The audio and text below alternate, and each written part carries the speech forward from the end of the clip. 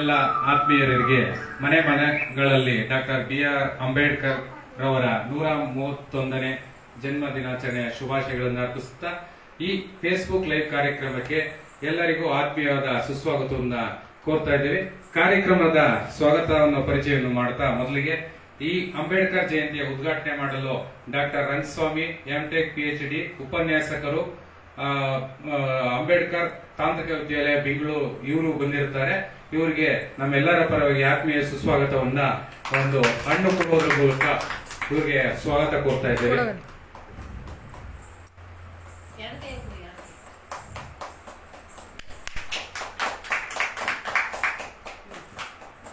ಧನ್ಯವಾದಗಳು. ಹಾಗೆಯೇ ಈ ಕಾರ್ಯಕ್ರಮಕ್ಕೆ ಪ್ರಾಸ್ತಾವಿಕ ನುಡಿಯನ್ನು ಆಡಲು SS ಧನ್ಯಕುಮಾರ್ MSc MA ಪ್ರೌಢಶಾಲಾ ಶಿಕ್ಷಕರು, ಕ್ಯಾಲ್ನೂರು, ಕೋಲಾರ ಜಿಲ್ಲೆ ಹಾಗೂ ನಿರ್ದೇಶಕರು, ಕರ್ನಾಟಕ ರಾಜ್ಯ ಕುಂಬಾರರ ಸರ್ಕಾರಿ ನೌಕರರ ಕ್ಷೇಮಾಭಿವೃದ್ಧಿ ನಿರ್ದೇಶಕರು ಇವರು ಸಹ ಬಂದಿರುತ್ತಾರೆ. ಇವರಿಗೆ ತುಂಬು ಹೃದಯದ ಸ್ವಾಗತವನ್ನ ಈ ಹಣ್ಣು ಕೊಡುವುದರ ಮೂಲಕ ಕಾರ್ಯಕ್ರಮಕ್ಕೆ ಸ್ವಾಗತವನ್ನ ಕೊಡ್ತಾ ಇದ್ದೀವಿ.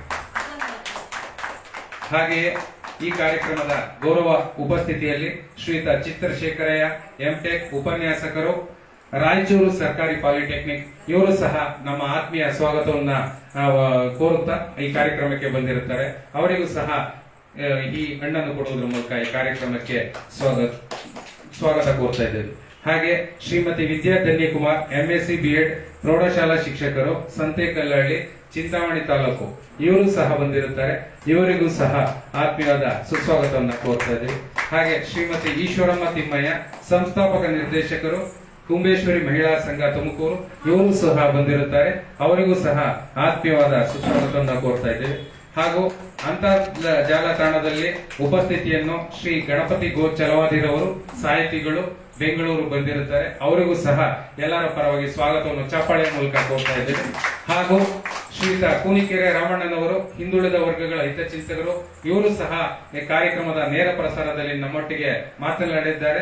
ಅವರಿಗೂ ಸಹ ಈ ಕಾರ್ಯಕ್ರಮಕ್ಕೆ ಆನ್ಲೈನ್ ಮೂಲಕವೇ ಸ್ವಾಗತವನ್ನು ಕೋರ್ತಾ ಇದ್ದೇವೆ.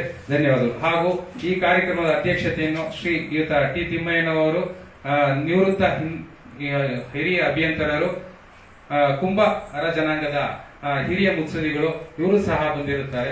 ಇವರಿಗೂ ಸಹ ಈ ಫಲವನ್ನು ಕೊಡುವುದರ ಮೂಲಕ ಈ ಕಾರ್ಯಕ್ರಮಕ್ಕೆ ಆತ್ಮೀಯವಾದ ಸುಸ್ವಾಗತವನ್ನು ಕೋರ್ತಾ ಇದ್ದೇವೆ. ಕಾರ್ಯಕ್ರಮದ ಮೊದಲಿಗೆ ಒಂದು ಪ್ರಾರ್ಥನೆ ಗೀತೆಯನ್ನು ಶ್ರೀಮತಿ ವಿದ್ಯಾ ಧನ್ಯಕುಮಾರ್ ಅವರು ಹೇಳಬೇಕು ಅಂತ ಕೇಳ್ಕೊಳ್ತಾ ಇದ್ದೀವಿ.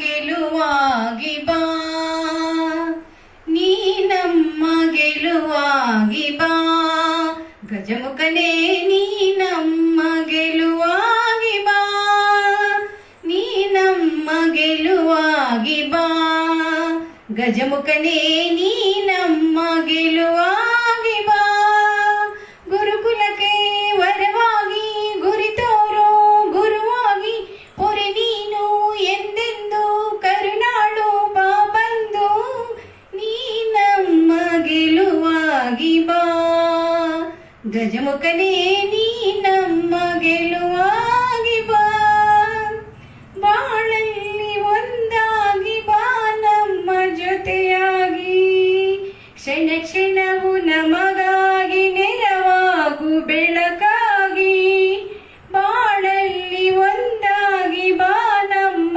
ಜೊತೆಯಾಗಿ, ಕ್ಷಣ ಕ್ಷಣವು ನಮಗಾಗಿ ನೆರವಾಗು ಬೆಳಕಾಗಿ, ದಯೆ ಇರಲಿ ನಮ್ಮಲ್ಲಿ ಗತಿ ನೀನೆ ಆದಿಯಲಿ, ನೀ ನಮ್ಮ ಗಜಮುಖನೇ ನೀ ನಮ್ಮ ನಿಧಿಯಾಗಿ ವಿಧಿಯಾಗಿ ಸುದೆ ತುಂಬುವಲವಾಗಿ, ಹಿರಿಯಾದ ಸಿರಿ ನೀನು ಈ ಬಾಳ ಸವಿಜೇನು, ನಿಧಿಯಾಗಿ ವಿಧಿಯಾಗಿ ಸುದೆ ತುಂಬುವಲವಾಗಿ, ಹಿರಿಯಾದ ಸಿರಿ ನೀನು ಈ ಬಾಳ ಸವಿಜೇನು, ದಯೆ ಇರಲಿ ನಮ್ಮಲ್ಲಿ ಗತಿ ನೀನೆ ಆದಿಯಲಿ, ನೀ ನಮ್ಮ ಗೆಲುವಾಗಿ ಬಾ, ಗಜಮುಖನೇ ನೀ ನಮ್ಮ ಗೆಲುವಾಗಿ ಧನ್ಯವಾದಗಳು. ಡಾಕ್ಟರ್ ಬಿ ಆರ್ ಅಂಬೇಡ್ಕರ್ ಅವರ 131ನೇ ಜನ್ಮ ದಿನಾಚರಣೆ ಪ್ರಯುಕ್ತ ಮನೆಗಳಲ್ಲಿ ಬಿ ಆರ್ ಅಂಬೇಡ್ಕರ್ ಜಯಂತಿ ಕಾರ್ಯಕ್ರಮಕ್ಕೆ ಭಕ್ತಿಗೀತೆಯನ್ನು ಹಾಡಿದ ಶ್ರೀಮತಿ ಪ್ರೌಢಶಾಲಾ ಶಿಕ್ಷಕಿ ಶ್ರೀಮತಿ ವಿದ್ಯಾಧನ್ಯ ಕುಮಾರ್ ಅವರಿಗೆ ಸರ್ವರ ಪರವಾಗಿ ತುಂಬು ಹೃದಯದ ಚಪ್ಪಾಳೆಯ ಮೂಲಕ ಒಂದು ಧನ್ಯವಾದಗಳನ್ನು ಅರ್ಪಿಸುತ್ತಾ ಈ ದಿನದ ಡಾಕ್ಟರ್ ಬಿ ಆರ್ ಅಂಬೇಡ್ಕರ್ ಜಯಂತಿಯ ಕುರಿತಾಗಿ ಪ್ರಾಸ್ತಾವಿಕ ನುಡಿಗಳನ್ನು ನುಡಿಯಲು ಬರ್ತಾ ಇದ್ದಾರೆ S S Dhanyakumar MSc MEd ಪ್ರೌಢಶಾಲಾ ಶಿಕ್ಷಕರು ಕ್ಯಾಲ್ನೂರು ಕೋಲಾರ ಜಿಲ್ಲೆ ನಿರ್ದೇಶಕರು ಕರ್ನಾಟಕ ರಾಜ್ಯ ಕುಂಬಾರ ಸರ್ಕಾರಿ ನೌಕರರ ಕ್ಷೇಮಾಭಿವೃದ್ಧಿ ಸಂಘದ ನಿರ್ದೇಶಕರು ದಯವಿಟ್ಟು ಪ್ರಾಸ್ತಾವಿಕ ನುಡಿಯನ್ನು ಹಾಡಬೇಕಾಗಿ ಕೇಳ್ತೀನಿ.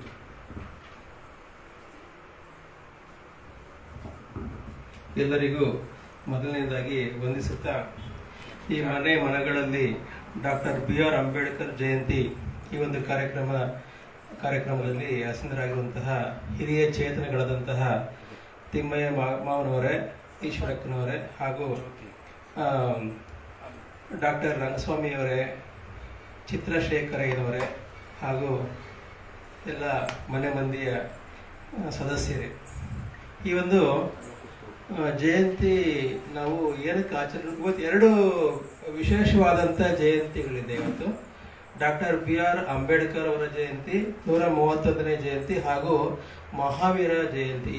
ಈ 2 ಮಹಾನ್ ವ್ಯಕ್ತಿಗಳ ಜಯಂತಿ ಒಂದೇ ದಿನ ಬಂದಿದೆ. ಇಬ್ರು ಸಹ ಅಹಿಂಸೆಯ ಒಂದು ತತ್ವವನ್ನು ಅಳವಡಿಸಿಕೊಂಡಂತವರು. ಈ ಒಂದು ಜಯಂತಿಗಳನ್ನು ನಾವೇನಕ್ಕೆ ಮಾಡಬೇಕು ಅಂದ್ರೆ, ನಾವು ಯಾವುದೇ ಒಬ್ಬ ಮಹಾನ್ ವ್ಯಕ್ತಿಗಳ ಒಂದು ಆದರ್ಶ ಗುಣಗಳನ್ನ ನಮ್ಮ ಜೀವನದಲ್ಲಿ ಅಳವಡಿಸ್ಕೋಬೇಕಂದಾಗ ಅವರ ಒಂದು ನಡೆದ ಮಾರ್ಗವನ್ನು ನಾವು ಅನುಸರಿಸಬೇಕಾಗುತ್ತೆ. ಏಕೆಂದ್ರೆ ಇವತ್ತು ನಮ್ಮ ಸಮಾಜದಲ್ಲಿ ಹಿರಿಯ ವ್ಯಕ್ತಿಗಳು ಅವರ ಮಾರ್ಗದರ್ಶನದಲ್ಲಿ ನಾವು ನಡೆದಾಗ ಸಮಾಜ ತುಂಬಾ ನೆಮ್ಮದಿಯಿಂದ ಇರುತ್ತೆ ಅನ್ನೋದು ನನ್ನ ಭಾವನೆ. ಡಾಕ್ಟರ್ ಬಿ ಆರ್ ಅಂಬೇಡ್ಕರ್ ಅವರು 1891ರಲ್ಲಿ ಜನ್ಮ ತಾಳಿದ್ರು. ಅವರು ನಮ್ಮ ಸಂವಿಧಾನ ಶಿಲ್ಪಿ ಭಾರತ ರತ್ನ ಬಿ ಆರ್ ಅಂಬೇಡ್ಕರ್ ಅವರು ಒಂದು ಹಿಂದುಳಿದ ತುಳಿತ ಸಮಾಜಕ್ಕೆ ಸೇರಿದಂತಹ ಒಬ್ಬ ವ್ಯಕ್ತಿ. ಅವರ ಮನಸ್ಸಲ್ಲಿ ಅಸ್ಪೃಶ್ಯತೆಯನ್ನ ಹೋಗಲಾಡಿಸಬೇಕು ಮತ್ತು ಸಮಾಜದಲ್ಲಿ ಯಾರು ತುಳಿತಕ್ಕೆ ಒಳಗಾಗಿದ್ದಾರೆ, ದೀನದಲಿತರು, ಬಡವರು, ಅವರ ಬಗ್ಗೆ ತುಂಬಾ ಕಾಳಜಿಯನ್ನ ವಹಿಸಿದಂತ ಮಹಾನ್ ಚೇತನ ಅವರು ತಮ್ಮ ಜೀವನದುದ್ದಕ್ಕೂ ಸಹ ತುಂಬಾ ಕಷ್ಟ ಕಾರ್ಪಣ್ಯಗಳನ್ನ ಅನುಭವಿಸಿ ನಮ್ಮ ದೇಶಕ್ಕೆ ಬೇಕಾದಂತಹ ಸಂವಿಧಾನ ಅಂದ್ರೆ ಸಂವಿಧಾನಕ್ಕೆ ಕರಡು ಸಮಿತಿಯ ಅಧ್ಯಕ್ಷರಾಗಿ ನೇಮಕ ಆಗಿದ್ದಾರೆ. ಅವರು ಬೇಕಾದಷ್ಟು ಅವರ ಒಂದು ಸಮಿತಿಯ ಸದಸ್ಯರೆಲ್ಲ ಸೇರ್ಕೊಂಡು ಸುಮಾರು ದೇಶಗಳಿಗೆ ಹೋಗಿ ಅಲ್ಲಿಯ ಕಾನೂನುಗಳನ್ನ, ಅಲ್ಲಿಯ ಸಂವಿಧಾನಗಳನ್ನ ಅವ್ರು ಏನ್ ಮಾಡಿದ್ರು, ಅಲ್ಲಿ ಅಭ್ಯಾಸ ಮಾಡಿ ಅಲ್ಲಿ ಇರುವಂತಹ ಕಾನೂನುಗಳು ನಮ್ಮ ದೇಶಕ್ಕೆ ಆಗುವಂತಹ ಕಾನೂನುಗಳನ್ನ ಅವರು ತುಂಬಾ ಪರಿಶ್ರಮ ಪಟ್ಟು ಅಭ್ಯಾಸ ಮಾಡಿ ನಮ್ಮ ದೇಶಕ್ಕೆ ಸಂವಿಧಾನವನ್ನ ರಚನೆ ಮಾಡಿದಂತಹ ಮಹಾನ್ ಚೇತನ. ಅವರ ಜನ್ಮ ದಿನಾಚರಣೆಯನ್ನ ನಮ್ಮ ಮನೆಯಲ್ಲಿ ತುಂಬಾ ಸಂತೋಷವಾಗಿ ಸಡಗರದಿಂದ ಅರ್ಥಪೂರ್ಣವಾಗಿ ಆಚರಿಸಬೇಕು ಅಂತ ಹೇಳ್ಬಿಟ್ಟು ಎಲ್ಲ ನಾವು ಅಂದುಕೊಂಡಿದ್ದು ಒಂದು ವಿಶೇಷವಾಗಿದೆ. ಈ ಒಂದು ಕಾರ್ಯಕ್ರಮವನ್ನ ರೂಪಿಸಿದಂತಹ ಶ್ರೀನಿವಾಸ್ ಅವರಿಗೆ ಅಭಿನಂದನೆಗಳನ್ನ ಸಲ್ಲಿಸುತ್ತಾ ನನ್ನ ಈ ಒಂದು ಪ್ರಾಸ್ತಾವಿಕ ನುಡಿಗಳನ್ನ ಮುಗಿಸ್ತಾ ಇದ್ದೇನೆ. ಪ್ರಾಸ್ತಾವಿಕ ನುಡಿಯನ್ನು ಹಾಡಿದಂತಹ ಪ್ರೌಢಶಾಲಾ ಶಿಕ್ಷಕರಾದ ಶ್ರೀಯುತ ಎಸ್ ಎಸ್ ಧನ್ಯಕುಮಾರ್ ಅವರಿಗೆ ಧನ್ಯವಾದಗಳನ್ನು ಅರ್ಪಿಸುತ್ತಾ ಈಗ ಡಾಕ್ಟರ್ ಬಿ ಆರ್ ಅಂಬೇಡ್ಕರ್ ಜಯಂತ್ಯೋತ್ಸವದ ಪ್ರಯುಕ್ತವಾಗಿ ಈ ಜ್ಯೋತಿಯನ್ನು ಹಚ್ಚುವುದರ ಮೂಲಕ ಈ ಕಾರ್ಯಕ್ರಮಕ್ಕೆ ಅಧಿಕೃತ ಚಾಲನೆಯನ್ನು ನೀಡಬೇಕು ಅಂತ ಕೇಳ್ಕೊಳ್ತಾ ಇದ್ದೀವಿ. ದಯವಿಟ್ಟು ಎಲ್ಲರೂ ಸಹ ಇದರಲ್ಲಿ ಭಾಗಿಯಾಗಬೇಕಾಗಿ ವಿನಂತಿಸಿಕೊಳ್ತಾ ಇದ್ದೀವಿ. ಡಾಕ್ಟರ್ ಬಿ ಆರ್ ಅಂಬೇಡ್ಕರ್ ಜಯಂತಿಯ 131ನೇ ಜಯಂತ್ಯೋತ್ಸವಕ್ಕೆ ಎಲ್ಲರೂ ಸಹ ದೀಪ ಹಚ್ಚುವುದರ ಮೂಲಕ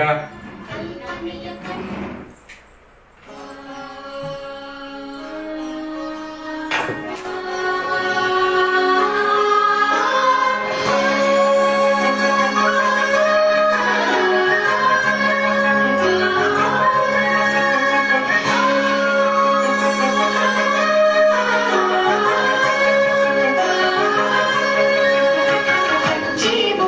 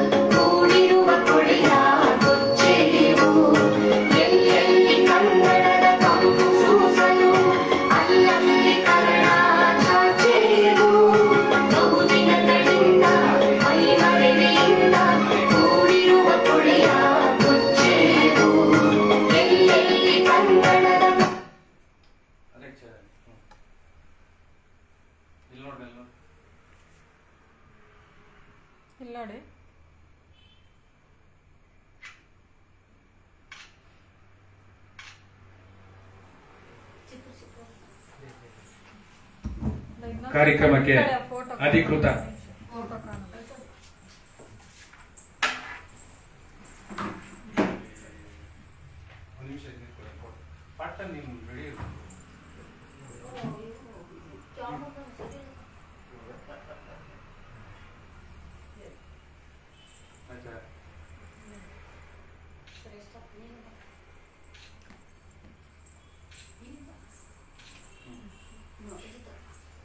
ಕಾರ್ಯಕ್ರಮಕ್ಕೆ ದೀಪ ಹಚ್ಚುವುದರ ಮೂಲಕ ಕಾರ್ಯಕ್ರಮವನ್ನು ಉದ್ಘಾಟನೆಯನ್ನು ಮಾಡಿದಂತಹ ಡಾಕ್ಟರ್ ರಂಗಸ್ವಾಮಿ ಎಂಟೆಕ್ PhD ಉಪನ್ಯಾಸಕರು ಡಾಕ್ಟರ್ BR ಅಂಬೇಡ್ಕರ್ ತಾಂತ್ರಿಕ ಮಹಾವಿದ್ಯಾಲಯ ಬೆಂಗಳೂರು ಇವರಿಗೆ ಧನ್ಯವಾದಗಳನ್ನು ಕೋರ್ತಾ ಇದ್ದೀವಿ. ಹಾಗೂ ಎಲ್ಲರೂ ಸಹ ಜ್ಯೋತಿಯನ್ನು ಹಚ್ಚಿ ಅಂಬೇಡ್ಕರ್ ಜಯಂತ್ಯೋತ್ಸವಕ್ಕೆ ಕೋರಿದ ಎಲ್ಲ ವೇದಿಕೆ ಮೇಲಿರುವ ಎಲ್ಲರಿಗೂ ಸಹ ಧನ್ಯವಾದಗಳನ್ನು ಅರ್ಪಿಸುತ್ತಾ ಈಗ ಒಂದು ಗೀತೆಯನ್ನು ಸಾದರಪಡಿಸ್ತಾ ಇದ್ದೇವೆ. ಮಹಾನ್ ನಾಯಕನ ಗೀತೆಯನ್ನು ಸಾದರಪಡಿಸ್ತಾ ಇದ್ದೇವೆ. ಶ್ರೇಷ್ಠ ಹಾಗೂ ಶ್ರೇಯರ್ ಅವರಿಂದ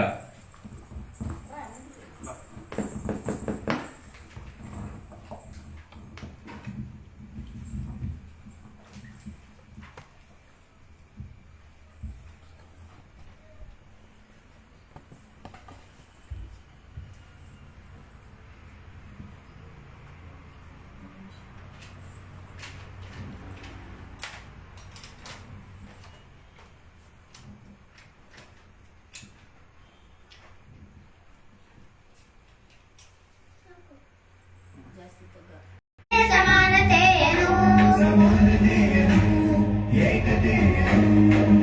ರಾಷ್ಟ್ರ ಸಂವಿಧಾನಕ್ಕೆ ನೀನೆ ಶಿಲ್ಪಿಯು ನೀನು ಕಲಿಸಿಕೊಟ್ಟೆ ಸಮಾನತೆಯನ್ನು ನಿನ್ನಾಳೆ ಕಲಿಯ ಬರಹ ಭೀಮ ಗರ್ಜನೆ ಒಂದು ಮಾತು ಕೂಡ ಭೀಮ ಗರ್ಜನೆ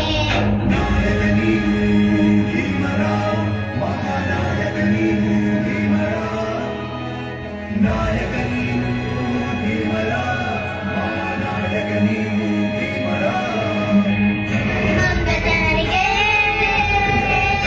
ನೀ ದೇವರೋ ಜಗ ಹೇಳಿದೆ ಜೈ ಭೀಮರಾವ್.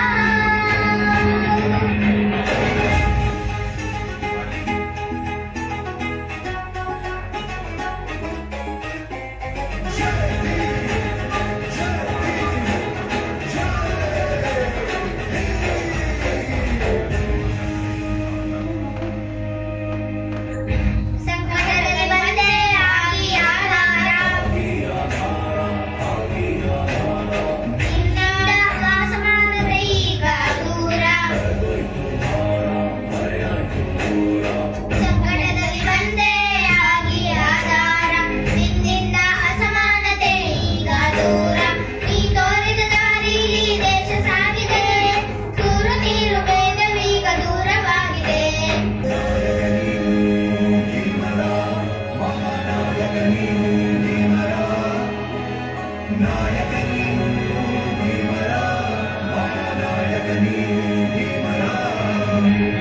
ನೊಂದ ಜನರಿಗೆ ನೀ ದೇವರೋ ಜಗ ಹೇಳಿದೆ ಜೈ ಭೀಮರಾವ್. ಧನ್ಯವಾದಗಳು.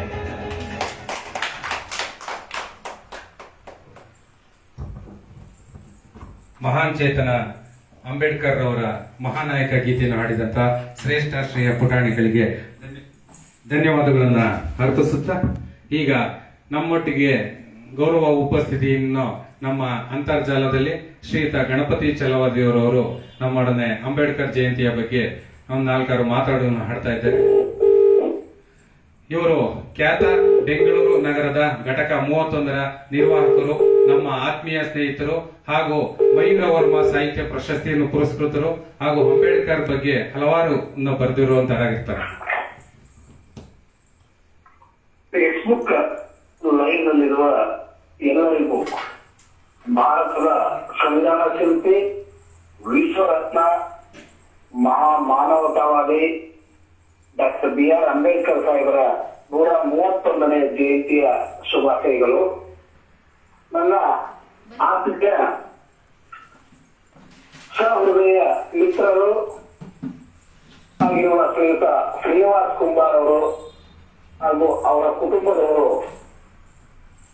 ಇವತ್ತು ಮನೆ ಮನೆಗಳಲ್ಲಿ doctor B R Ambedkar Jayanti ಎಂಬ ಶೀರ್ಷಿಕೆಯಲ್ಲಿ ಸುಂದರ ಕಾರ್ಯಕ್ರಮವನ್ನು ಆಯೋಜಿಸಿದ್ದು ಅವರಿಗೆ ಹೃತ್ಪೂರ್ವಕ ಅಭಿನಂದನೆಗಳನ್ನು ಸಲ್ಲಿಸುತ್ತಾ ಈ ಒಂದು ಕಾರ್ಯಕ್ರಮಕ್ಕೆ ಉಪಸ್ಥಿತರಿರುವ ಎಲ್ಲ ಗಣ್ಯಮಾನ್ಯರಿಗೂ ಕೂಡ ನಾನು ನಮನಗಳನ್ನು ಸಲ್ಲಿಸುತ್ತಾ ಡಾಕ್ಟರ್ ಬಿ ಆರ್ ಅಂಬೇಡ್ಕರ್ ಇವರ ಬಗ್ಗೆ ಮಾತನಾಡುವುದು ಅಷ್ಟು ಸಮಯ ಸಾಲದು. ಅವರ ಬಗ್ಗೆ ದಿನವಿಡೀ ತಿಂಗಳಾನುಗಟ್ಟಲೆ ಹೇಳಿದರೂ ಕೂಡ ಕಡಿಮೆ. ಅಷ್ಟೊಂದು ಸಾಧಕರವರು. ಹಾಗಾಗಿ ಡಾಕ್ಟರ್ ಬಿ ಆರ್ ಅಂಬೇಡ್ಕರ್ ಅವರು ಏಪ್ರಿಲ್ 1891 14ರಂದು ಅಂದರೆ ಇವತ್ತಿನ ದಿನ ಮಧ್ಯಪ್ರದೇಶ ಮಿಲಿಟರಿ ಕ್ಯಾಂಪ್ ನಲ್ಲಿ ಜನಿಸ್ತಾರೆ. ಅವರು ಮೂಲತಃ ಮಹಾರಾಷ್ಟ್ರದ ರತ್ನಗಿರಿ ಜಿಲ್ಲೆಯ ಖೇಡಾ ತಾಲೂಕಿನ ಅಂಬೇವಾಡ ಗ್ರಾಮದವರು. ಅದಕ್ಕೆ ಅವರು ತಮ್ಮ ತಂದೆ ತಾಯಿಗೆ 14ನೇ ಮಗು ವಹಿಸಿದ್ದರಿಂದ ಅವರು ಆಗಾಗ ಹೇಳ್ತಾ ಇರ್ತಾರೆ, ನಾನು ನಮ್ಮ ತಂದೆ ತಾಯಿಗೆ 14ನೇ ರತ್ನ ಎಂದು. ನೋಡಿ, ಕೇವಲ ಅವರ ತಂದೆ ತಾಯಿಗೆ ಮಾತ್ರವಲ್ಲ, ಅವರು ಇವತ್ತು ಇಡೀ ಜಗತ್ತಿಗೆ ರತ್ನರಾಗಿದ್ದಾರೆ. ಇಂಥ ರತ್ನ ಆ ಒಂದು ಕುಟುಂಬದಲ್ಲಿ ಜನಿಸಲು ಒಂದು ಇತಿಹಾಸವೇ. ಅಂದ್ರೆ ಅವರ ತಂದೆ, ಅವರ ತಾತ ಮಾಲೋಜಿ ಸಕ್ಪಾಲ್ ಅನ್ನೋರು, ಅವರು ಕೂಡ ಮಿಲಿಟರಿ ಒಂದು ಸರ್ವಿಸ್ ನಲ್ಲಿ ಇರ್ತಾರೆ. ಅವರು ಆಗಿನ ಕಾಲಕ್ಕೆ ತುಂಬಾ ಬುದ್ಧಿವಂತರಾಗಿದ್ದು ಹವಾಲ್ದಾರರಾಗಿ ನಿವೃತ್ತಿ ಹೊಂದುತ್ತಾರೆ. ಅದೇ ರೀತಿ 19 ಮೆಡಲ್ಗಳನ್ನ ಅವರು ಆಗಿನ ಸಂದರ್ಭದಲ್ಲಿ ಗಳಿಸಿರ್ತಾರೆ, ಅಂದ್ರೆ ಸಂಪಾದಿಸಿರ್ತಾರೆ. ಅಂದ್ರೆ ಅಷ್ಟೊಂದು ಪ್ರತಿಭೆ ಇರುವಂತ ಅವರ ಕುಟುಂಬದ ಹಿನ್ನೆಲೆಯಿಂದ ಬಂದಂತವರು ಡಾಕ್ಟರ್ ಬಿ ಆರ್ ಅಂಬೇಡ್ಕರ್ ಅವರು. ಇನ್ನು ಅವರ ಮನೆತನ ಬಗ್ಗೆ ಹೇಳ್ಬೇಕಂದ್ರೆ ಬಾಬಾ ಸಾಹೇಬ್ ಅಂಬೇಡ್ಕರ್ ಅವರ ತಾಯಿ ನೀಮಾಬಾಯಿ ಅವರು, ಅವರ ಅತ್ತೆ ವೇದಾ ಸಕ್ಪಾಲ್ ಅಂತ ಬರ್ತಾರೆ, ಅವರ ಅಣ್ಣ ಆನಂದರಾವ, ಆಮೇಲೆ ಇನ್ನೊಬ್ಬರ ಅಣ್ಣ ಆನಂದರಾವ್ ಅಂದ್ರೆ ಮತ್ತೆ ಇನ್ನೊಬ್ರು ಅವರ ಸಹೋದರ ಬರ್ತಾರೆ. ಇವರೆಲ್ಲ ಕುಟುಂಬ ಏನಾಗುತ್ತದೆ, ಅದೇ ರೀತಿ ಅವರು ಇಬ್ಬ ಸಹೋದರಿಯರು ತುಳಸಿ ಮತ್ತು ಮಂಜುಳಾ ಅಂತ ಬರ್ತಾರೆ. ಅವರು ಸುಂದರವಾದ ಕುಟುಂಬ. ಆದರೆ ಅವರ ಈ ಜಾತಿಯ ಒಂದು ವಿಷಯದಲ್ಲಿ ನಾಲ್ಕು ಜಾತಿ ಸೇರಿದವರಾಗಿದ್ದು ಅಸ್ಪೃಶ್ಯತೆಯು ಎಲ್ಲೆಡೆ ಆಗಿನ ಕಾಲದಲ್ಲಿ ತಾಂಡವಾಗ್ತಾ ಇರ್ತದೆ. ಬಾಬಾ ಸಾಹೇಬ್ ಅಂಬೇಡ್ಕರ್ ಅವರು ಬಾಲಕರಾಗಿದ್ದಾಗ ಅವ್ರ ತಾಯಿಯನ್ನ ಭೀಮಾಬಾಯಿ ಅವ್ರನ್ನ ಕಳ್ಕೊತಾರೆ. ಹಾಗಾಗಿ ಅಲ್ಲಿ ಅವರು ಶಾಲೆಗೆ ಹೋಗುವಂತ ಒಂದು ಪ್ರಾಥಮಿಕ ಶಾಲೆಗೆ ಹೋಗುವಂತ ಸಂದರ್ಭದಲ್ಲಿ ತಮ್ಮ ಎಲ್ಲ ಶಾಲೆಯಲ್ಲಿ ಅಸ್ಪೃಶ್ಯತೆಯನ್ನು ಅವರು ಆಚರಣೆಯನ್ನು ಅನುಭವಿಸ್ತಾರೆ. ಇದು ಅವರಿಗೆ ತುಂಬಾ ಒಂದು ದುಃಖವನ್ನು ಕೊಡುವಂತ ವಿಷಯ. ಅದೇ ರೀತಿ ಮಾಧ್ಯಮಿಕ ಶಾಲೆಯಲ್ಲೂ ಕೂಡ, ಮುಂದೆ ಕಾಲೇಜಿನ ದಿನಗಳಲ್ಲೂ ಕೂಡ ಈ ಅಸ್ಪೃಶ್ಯತೆ ಆಚರಣೆಗೆ ಅವರು ಬಲಿಯಾಗ್ತಾರ ಅನ್ನೋ ಮಾತನ್ನು ಈ ಸಂದರ್ಭದಲ್ಲಿ ಹೇಳ್ಬೇಕಾಗ್ತದೆ. ಡಾಕ್ಟರ್ ಬಿ ಆರ್ ಅಂಬೇಡ್ಕರ್ ಅವರು ಬಾಲಕ ಭೀಮರಾವ್ ಎಂಬ ಬಾಲ್ಯದಲ್ಲಿದ್ದಾಗ ಅವರು ಒಂದು ಸಲ ಶಾಲೆಯಲ್ಲಿ ನೀರು ಕುಡಿಯುವ ಒಂದು ಸಂದರ್ಭದಲ್ಲಿ ಅವರಿಗೆ ತುಂಬಾ ಅಪಮಾನ ಮಾಡ್ತಾರ. ಮುಟ್ಟಬಾರದು ಅದನ್ನ ಅಂತೇಳಿ ಅವ್ರಿಗೆ ಅಪಮಾನ ಮಾಡ್ತಾರ. ಅದೇ ರೀತಿ ಒಂದು ಸಲ ಶಾಲೆಯಲ್ಲಿ ಲೆಕ್ಕ ಬಿಡಿಸ್ಬೇಕಾದ್ರೆ ಗಣಿತ ಶಿಕ್ಷಕರು ಒಂದು ಲೆಕ್ಕ ಕೊಟ್ಟಿರ್ತಾರ. ಆ ಲೆಕ್ಕ ಯಾವ ವಿದ್ಯಾರ್ಥಿಯೂ ಕೂಡ ಅಲ್ಲಿ ಮಾಡುವುದಿಲ್ಲ. ಕೊನೆಗೆ ಬಾಬಾ ಸಾಹೇಬ್ ಅಂಬೇಡ್ಕರ್ಗೆ ಇವರು ಭೀಮರಾವ್ ಅವರು ಕೈ ಎತ್ತಿ ನಾನು ಮಾಡ್ತೀನಿ ಅಂತ ಬಾಲಕನಾಗಿದ್ದಾಗ ಹೇಳಿದಾಗ ಅವರು ಇಲ್ಲ ಬನ್ನಿ, ಅವರು ಶಿಕ್ಷಕರು ಅವಕಾಶ ಕೊಡ್ತಾರೆ. ಆದ್ರೆ ಇನ್ನುಳಿದ ವಿದ್ಯಾರ್ಥಿಗಳು ಅವಕಾಶ ಕೊಡೋದಿಲ್ಲ.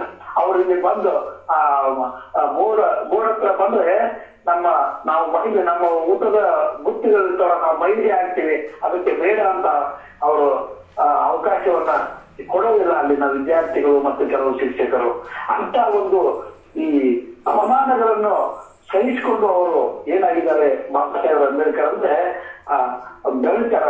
ಬಾಲ್ಯದಿಂದ ಬೆಳ್ಕೊಂಡು ಮುಂದೆ 1906ರಲ್ಲಿ ಅವ್ರು ಏನ್ ಮಾಡ್ತಾರೆ ಅಂದ್ರೆ SLCಯನ್ನು ಅತಿ ಹೆಚ್ಚು ಅಂಕಗಳೊಂದಿಗೆ ಪಾಸ್ ಆಗ್ತಾರ. ಅತಿ ಹೆಚ್ಚು ಅಂಕ ಗಳಿಸಿ ಪಾಸ್ ಆದ ಪ್ರಥಮ ಒಬ್ಬ ಮಹಾ ವಿದ್ಯಾರ್ಥಿ ಎಂಬ ಬಿರುದಿಗೂ ಕೂಡ ಅವರು ಅವರು ಹೆಸರಾಗ್ತಾರ, ಒಂದು ದಾಖಲೆ ಆಗ್ತದೆ ಇತಿಹಾಸದಲ್ಲಿ. ಮುಂದೆ ಅದರ ಮರು ವರ್ಷ ಅವರು ರಮಾಬಾಯಿ ಎಂಬ ಒಂದು ಸುಸಂಸ್ಕೃತ ರಮಾಬಾಯಿ ಅವರಿಗೆ ಮದುವೆ ಆಗ್ತದೆ. ಮುಂದೆ ಇದಾದ ನಂತರ 1900 ಇನ್ನೊಂದು ಏನ್ ಮಾಡ್ತಾರ, ಉನ್ನತ ವ್ಯಾಸಂಗಕ್ಕಾಗಿ ಮುಂಬೈಗೆ ಹೋಗ್ತಾರ. ಅಲ್ಲಿ ಕೂಡ ಏನ್ ಮಾಡ್ತಾರ ಅಂದ್ರೆ ಅಲ್ಲಿ ಕೂಡ ಅವರಿಗೆ ಅಸ್ಪೃಶ್ಯತೆ ಬೆನ್ನು ಬಿಡಲಾರ್ದ ಭೂತದಂತೆ ಅವರನ್ನ ಕಾಡ್ತದೆ. ಹಾಗಾಗಿ ಅಲ್ಲಿ ಕೂಡ ಅವರು ಸಾಕಷ್ಟು ಅಪಮಾನಗಳನ್ನು ಸಹಿಸಿದ್ರು ಕೂಡ ಅವರಿಗೆ ನೋಡಿ ಅವ್ರಿಗೆ ಸಂಸ್ಕೃತ ಕಲಿಬೇಕನ್ನೋ ಒಂದು ಆಸೆ ಇರುತ್ತೆ. ಆದ್ರೆ ಅಲ್ಲಿನ ಅವತ್ತಿನ ಮನವಾದಿ ಶಿಕ್ಷಕರುಗಳು ಅವರಿಗೆ ಇಲ್ಲ, ಸಂಸ್ಕೃತ ನೀವು ಕಲಿಬಾರ್ದು ಅಂತೇಳಿ ಅದಕ್ಕೆ ಅಡ್ಡಿಪಡಿಸ್ತಾರ. ಅದರ ಬದಲಾಗಿ ಅವರು ಪರ್ಷಿಯನ್ ಭಾಷೆಯಲ್ಲಿ ಪದವಿಯನ್ನು ತಗೋಬೇಕಾಗ್ತದೆ. ಮುಂದೆ 1912 ಅವರು ಅತಿ ಹೆಚ್ಚು ಅಂಕಗಳನ್ನು ಪಡೆದು ಆ ಕಾಲೇಜಿಗೆ ಒಂದು ಕೀರ್ತಿ ತರ್ತಾರ. ಮತ್ತು ಒಂದು ದಾಖಲೆ ಏನಂದ್ರೆ ಅಸ್ಪೃಶ್ಯ ಅತಿ ಹೆಚ್ಚು ಅಂಕಗಳನ್ನು ಪಡೆದ ವಿದ್ಯಾರ್ಥಿ ಪಾಸಾದ ಪ್ರಥಮ ಪಾಸಾದ ವಿದ್ಯಾರ್ಥಿ ಎಂಬ ಒಂದು ಅವರು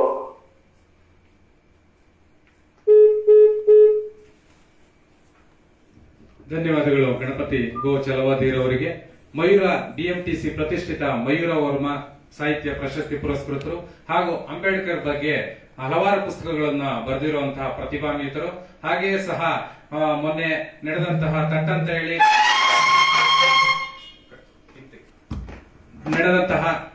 ಕಾರ್ಯಕ್ರಮದಲ್ಲಿ ತಟ್ಟಂತ ಹೇಳಿ ದೂರದರ್ಶನ ಚಂದನ ಟಿವಿ ಕಾರ್ಯಕ್ರಮದಲ್ಲಿ ನಾವು ಸಹ ಅವರು ಸಹ ಇಬ್ರು ಭಾಗವಹಿಸುವಂತಹ ಸುಯೋಗ ಸಿಕ್ಕಿತ್ತು.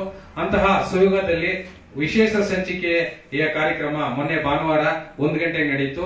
ಆ ವಿಶೇಷ ಸಂಚಿಕೆಯ ತಟ್ಟಂತ ಹೇಳಿ ಕಾರ್ಯಕ್ರಮ ಇಂದು ದೂರದರ್ಶನ ಡಿಡಿ ಚಂದನದಲ್ಲಿ 9 ಗಂಟೆಗೆ ಪ್ರಸಾರವಾಗ್ತದೆ. ಆ ಚಂದನ ಅಂಬೇಡ್ಕರ್ ವಿಶೇಷ ಸಂಚಿಕೆಯಲ್ಲಿ ಸುಮಾರು 14 ಬುಕ್ಕುಗಳನ್ನು ಸಹ ಶ್ರೀಯುತ ಗಣಪತಿ ಗೋ ಚಲವಾದಿಯವರು ಗೆದ್ದು ಡಾಕ್ಟರ್ ಸೋಮಶೇಖರ್ ಅವರ ಪ್ರಶಂಸೆಗೆ ಪಾತ್ರರಾಗಿರುತ್ತಾರೆ. ಅವರ 14 ಬುಕ್ಕುಗಳನ್ನ ತಗೊಂಡಿರೋದಕ್ಕೋಸ್ಕರ ಒಂದು ಡಾಕ್ಟರ್ BR ಅಂಬೇಡ್ಕರ್ ಅಂತ ಮಹಾನ್ ಗ್ರಂಥದ ಬೃಹತ್ ಗಾತ್ರದ ಗ್ರಂಥವನ್ನು ಸಹ ಅವರಿಗೆ ದಯಪಾಲಿಸಿ ಕೊಟ್ಟಿರುತ್ತಾರೆ. ಇದು ನಮ್ಮ ಸ್ನೇಹಿತರಿಗೆ ಸಂದ ಜಯ, ನಮಗೆ ಅಷ್ಟೇ ಖುಷಿ ಆಗ್ತದೆ. ಹಾಗೆ ನಾವು ಸಹ ಆ ಕಾರ್ಯಕ್ರಮದಲ್ಲಿ ಸಹಭಾಗಿಯಾಗಿ 5 ಪುಸ್ತಕಗಳನ್ನ ಗೆದ್ದಂತಹ ಸಾರ್ಥಕ ಭಾವನೆ ನಮ್ಮಲ್ಲಾದ್ರೂ ಇರುತ್ತಾ. ಶೋಷಿತರು ನೀರಿನಲ್ಲಿ ಕೊಚ್ಚು ಹೋಗುವ ಮರಳ ಕಣಗಳಾಗಿರಬಾರದು, ನೀರಿನ ದಿಕ್ಕನ್ನು ಬದಲಾಯಿಸುವ ಬಂಡೆಗಳಾಗಬೇಕು ಎನ್ನುವುದು ಡಾಕ್ಟರ್ BR ಅಂಬೇಡ್ಕರ್ ಅವರ ನುಡಿಮುತ್ತುಗಳನ್ನು ಸ್ಮರಿಸುತ್ತಾ ಈ ಕಾರ್ಯಕ್ರಮಕ್ಕೆ ಮತ್ತೋರ್ವ ಅತಿಥಿಯಾಗಿ ಬಂದಿರುವಂತಹ ಶ್ರೀಯುತ ಚಿತ್ರಶೇಖರಯ್ಯ ಎಂಟೆಕ್ ಉಪನ್ಯಾಸಕರು, ರಾಯಚೂರು ಸರ್ಕಾರಿ ಪಾಲಿಟೆಕ್ನಿಕ್, ಇವರು ಈ ಸಂದರ್ಭದಲ್ಲಿ ಒಂದೆರಡು ಮಾತಾಡ್ಬೇಕಾಗಿ ಕೇಳ್ಕೊಳ್ತಾ ಇದ್ದೀವಿ. ವೇದಿಕೆ ಮೇಲೆ ಆಸೀನರಾದಂಥ ಎಲ್ಲ ಹಿರಿಯ ಜೀವಿಗಳಿಗೂ ನನ್ನ ಪ್ರಣಾಮಗಳನ್ನು ಸಲ್ಲಿಸುತ್ತಾ ಈ ದಿನ ಅಂಬೇಡ್ಕರ್ 131ನೇ ಅಂಬೇಡ್ಕರ್ ಜಯಂತಿಯನ್ನು ನಾವು ಇಲ್ಲಿ ಮನೆಗಳಲ್ಲಿ ಆಚರಿಸ್ತಾ ಇದ್ದೇವೆ. ಅಂಬೇಡ್ಕರ್ ಬಗ್ಗೆ ನಾವು ಹೆಚ್ಚು ಏನು ಹೇಳಬೇಕಿಲ್ಲ. ಅವರು ಏನು ಈಗ ಈ ಸಂವಿಧಾನ ಶಿಲ್ಪಿ ಅಂತ ಕರೀತಾ ಇದ್ದೀವಿ. ಈ ಸಂವಿಧಾನವನ್ನು ಇಡೀ ಪ್ರಪಂಚದಲ್ಲಿಯೇ ಎಲ್ಲಾ ದೇಶಗಳು ಭಾರತದ ಸಂವಿಧಾನವನ್ನು ತಮ್ಮ ಒಂದು ಸಂವಿಧಾನಕ್ಕೆ ಅಳವಡಿಸಿಕೊಂಡು ನಮ್ಮ ಭಾರತಕ್ಕೆ ಕೀರ್ತಿಯನ್ನು ತಂದಿದ್ದಾರೆ. ಈ ಕೀರ್ತಿ ಹೆಂಗೆ ಲಭಿಸಿದೆ ಅಂದರೆ ಇದು ನಮ್ಮ ಅಂಬೇಡ್ಕರ್ ಅವರ ಒಂದು ಕೊಡುಗೆ ಆಗಿದೆ. ಓಕೆ, ಅದರಿಂದ ಈ ಅಂಬೇಡ್ಕರ್ ಜಯಂತಿಯನ್ನು ಮನೆಗಳಲ್ಲಿ ಆಚರಿಸಿ ಇದಕ್ಕೊಂದು ಅವಕಾಶವನ್ನು ಮಾಡಿಕೊಟ್ಟಿರುವಂತಹ ಶ್ರೀನಿವಾಸ್ ಸರ್ ಅವರಿಗೆ ನಾನು ವಂದನೆಯನ್ನು ಸಲ್ಲಿಸುತ್ತಾ ಈ ಕಾರ್ಯಕ್ರಮಕ್ಕೆ ನನ್ನನ್ನು ಅತಿಥಿಯಾಗಿ ಆಹ್ವಾನಿಸಿದ ಶ್ರೀನಿವಾಸ್ ಅವರಿಗೆ ಮತ್ತೊಮ್ಮೆ ವಂದನೆಯನ್ನು ಸಲ್ಲಿಸುತ್ತಾ ನನ್ನ 2 ಮಾತುಗಳನ್ನು ಮುಗಿಸುತ್ತೇನೆ.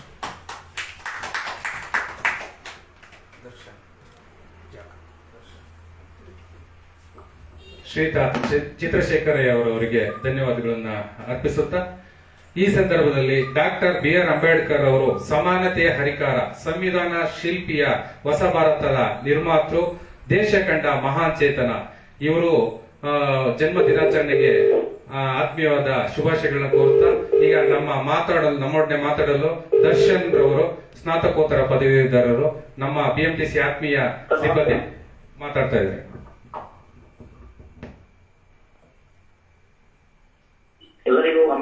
ಎಲ್ಲರಿಗೂ ಭಾರತ ಸಂವಿಧಾನ ಶಿಲ್ಪಿ ಡಾಕ್ಟರ್ BR ಅಂಬೇಡ್ಕರ್ ಅವರ 131ನೇ ಜಯಂತಿಯ ಶುಭಾಶಯಗಳು. ವಿಶ್ವ ವಿಶ್ವದ ಅತಿ ದೊಡ್ಡ ಲಿಖಿತ ಸಂವಿಧಾನ ಅಂತ ಖ್ಯಾತವಾಗಿರುವ ನಮ್ಮ ಸಂವಿಧಾನವನ್ನ ಡಾಕ್ಟರ್ BR ಅಂಬೇಡ್ಕರ್ ಅವರ ಕೊಡುಗೆ ಅಂತ ಅಂದ್ರೆ ತಪ್ಪಾಗಲಾರದು.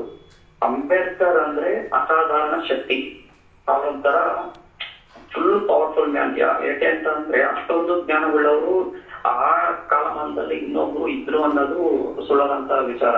ನಂತರದಲ್ಲಿ ಸಮಾಜದಲ್ಲಿ ಒಂದು ಸಮಾನತೆಯನ್ನ ಸ್ಥಾಪಿಸಲು, ಅಸ್ಪೃಶ್ಯತೆಯನ್ನ ಹೋಗಲಾಡಿಸಲು ಅವರು ಆ ಸಮಯದಲ್ಲಿ ಪಟ್ಟಂತಹ ಶ್ರಮವನ್ನ ಬೇರೆ ಯಾರು ಹೇಳಲಿಕ್ಕಿಲ್ಲ. ನಂತರದಲ್ಲಿ ಭಾರತದ ಮೊದಲ ಕಾನೂನು ಮಂತ್ರಿಯಾಗಿ ಕೇವಲ ಅದೊಂದಕ್ಕೆ ಹೋರಾಟದಲ್ಲಿ ಕಾನೂನು ಮಂತ್ರಿಯಾಗಿ ಮಹಿಳೆಯರ ಹಕ್ಕುಗಳ ಬಗ್ಗೆ ಮತ್ತು ಕಾರ್ಮಿಕರ ಹಕ್ಕುಗಳ ಬಗ್ಗೆ, ಉದಾಹರಣೆಗೆ ಮಹಿಳೆಯರ ಹಕ್ಕುಗಳು ಅಂತಂದ್ರೆ ಈಗ ವೇತನದ ಅವರಿಗೆ ಹೆರಿಗೆ ಸಮಯದಲ್ಲಿ ವೇತನ ಸಹಿತ ರಜೆ ಇರ್ಬೋದು. ಆಮೇಲೆ ಕಾರ್ಮಿಕರ ಪರವಾಗಿ ಅಂತಂದ್ರೆ ಈಗ 12 ಅವರ್ ಕೆಲಸ ಮಾಡೋದನ್ನ 8 ಗಂಟೆಗೆ ಇಳಿಸಿದಂತ ಈ ಎಲ್ಲಾ ಮಹಾನ್ ದೊಡ್ಡ ದೊಡ್ಡ ಹೋರಾಟವನ್ನ ಮಾಡಿ ಜಯಶೀಲರಾದಂತವ್ರು ಅವತ್ತಿನ ಕಾಲದಲ್ಲೇ. ಇನ್ನೊಂದು ಸಂತೋಷದ ವಿಚಾರ ಏನಪ್ಪಾ ಅಂತಂದ್ರೆ ಅಂಬೇಡ್ಕರ್ ಅವರು ಕೇವಲ ಭಾರತೀಯರಿಗೆ ಮಹಾನ್ ವ್ಯಕ್ತಿ ಆಗಿರದೆ ಅವರಿಗೆ ಗೌರವವನ್ನು ಸೂಚಿಸುವ ಸಲುವಾಗಿ ಇಡೀ ವಿಶ್ವಸಂಸ್ಥೆ ಅವರ ಒಂದು ಹುಟ್ಟುಹಬ್ಬವನ್ನ ಅಂತಾರಾಷ್ಟ್ರೀಯ ಮಟ್ಟದಲ್ಲಿ ಜ್ಞಾನ ದಿನವನ್ನಾಗಿ ಆಚರಿಸುತ್ತಿರುವುದು ಪ್ರತಿಯೊಬ್ಬರ ಒಂದು ಭಾರತೀಯರಂತ ನಮ್ಮೆಲ್ಲರೂ ಹೆಮ್ಮೆ ಪಡುವಂತಹ ವಿಚಾರವಾಗಿದೆ. ಇಷ್ಟು ಮಾತನಾಡಲು ಅವಕಾಶ ಕೊಟ್ಟಂತಹ ಶ್ರೀನಿವಾಸ ಅವರಿಗೆ ಧನ್ಯವಾದಗಳು. ಧನ್ಯವಾದಗಳು ದರ್ಶನ್. ನಮ್ಮ BMTCಯಲ್ಲಿ ನಮ್ಮ ಜೊತೆಯಲ್ಲಿ ಸಹ ಉದ್ಯೋಗಿ ಕರ್ತವ್ಯ ನಿರ್ವಹಿಸಿದ್ದಾರೆ. ITI ವಿದ್ಯಾಭ್ಯಾಸದ ಮೇಲೆ ತಾಂತ್ರಿಕ ಸಿಬ್ಬಂದಿಯಾಗಿ ನೇಮಕಗೊಂಡು ಇದ್ದರೂ ಸಹ ಸ್ನಾತಕೋತ್ತರ ಪದವಿಯನ್ನು ಪಡೆದು ತಮ್ಮ ಉನ್ನತ ವಿದ್ಯಾಭ್ಯಾಸವನ್ನು ಸಹ ಮಾಡ್ತಾ ಇರ್ತಾರೆ. ಮುಂದಿನ ತಿಂಗಳಲ್ಲಿ 24ನೇ ತಾರೀಕು ಬೇಲೂರು ಪಕ್ಕ ಇರುವಂತ ಗ್ರಾಮದಲ್ಲಿ ಅವರ ಮದುವೆಯನ್ನು ಮಾಡ್ಕೊಳ್ತಾ ಇದ್ದಾರೆ. ಅಂತ ಪ್ರತಿಭಾನ್ವಿತರ ನಮ್ಮ ಸಹೋದ್ಯೋಗಿಗಳು ಹೆಮ್ಮೆ ಪಡುತ್ತಾ ಅವನ ಮದುವೆ ಕಾರ್ಯಕ್ರಮಕ್ಕೆ ನಮ್ಮ ಕಡೆಯಿಂದ ಒಂದು ಆರ್ಕೆಸ್ಟ್ರಾ ಅನ್ನು, ಒಂದು ರಸಸಂಜೆ ಕಾರ್ಯಕ್ರಮವನ್ನು ಸಹ ಅವ್ರಿಗೋಸ್ಕರ ಏರ್ಪಡಿಸ್ತಾ ಇದ್ದೇವೆ. ಈ ಶುಭ ಸಂದರ್ಭದಲ್ಲಿ ಡಾಕ್ಟರ್ ಅಂಬೇಡ್ಕರ್ ಜಯಂತಿ ದಿವಸ ಒಂದೆರಡು ಮಾತನಾಡಿದ ದರ್ಶನ್ ಅವರಿಗೆ ಧನ್ಯವಾದಗಳನ್ನು ಅರ್ಪಿಸುತ್ತಾ ಈಗ ಈ ಕಾರ್ಯಕ್ರಮದಲ್ಲಿ ಶ್ರೀಯುತ SS ಧನ್ಯಕುಮಾರ್ ಅವರು ಒಂದೆರಡು ಮಾತಾಡಬೇಕಾಗ್ತದೆ. ಈಗ ಈ ಕಾರ್ಯಕ್ರಮದಲ್ಲಿ ಶ್ರೀಮತಿ ಈಶ್ವರಮ್ಮ ತಿಮ್ಮಯ್ಯನವರು, ಸಂಸ್ಥಾಪಕ ನಿರ್ದೇಶಕರು, ಕುಂಬಾರ ಮಹಿಳಾ ಸಂಘ ತುಮಕೂರು, ಇವರು ಒಂದೆರಡು ಮಾತಾಡಬೇಕು ಅಂತ ಕೇಳ್ಕೊಳ್ತೀವಿ.